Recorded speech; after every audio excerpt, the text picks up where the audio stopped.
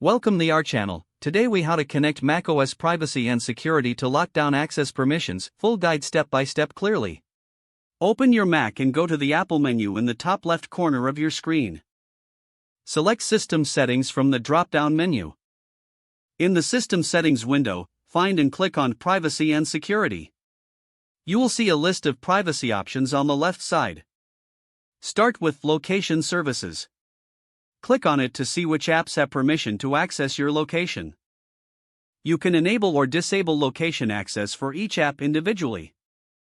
Next, go to Camera to manage which apps can use your camera. Review the list and toggle the switch to allow or deny access. Proceed to Microphone to control which applications can access your microphone. Make adjustments as necessary for your privacy. Now, navigate to Files and Folders to see which apps can access your files and folders. Here, you can permit or restrict access to specific apps for better privacy control.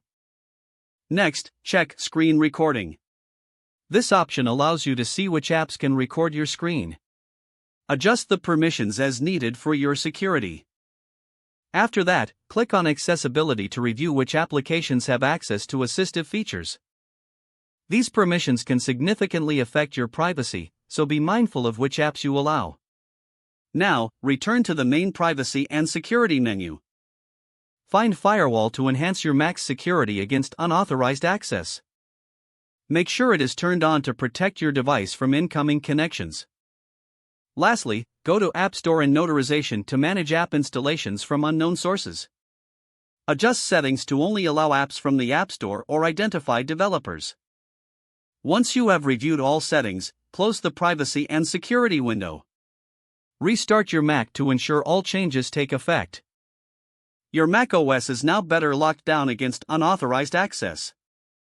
If the page does not load, refresh the browser or try again in a private or incognito window. Make sure you are using the correct email address, then retype it carefully to avoid small typos. If your password is not accepted, use the reset option and create a new strong password you can remember. Check your spam folder for verification or security emails, then complete any requested confirmation steps. Enable two-factor authentication if available to improve account security and reduce unauthorized access risk. Don't forget to like this video and subscribe to our channel for more step-by-step tech guides.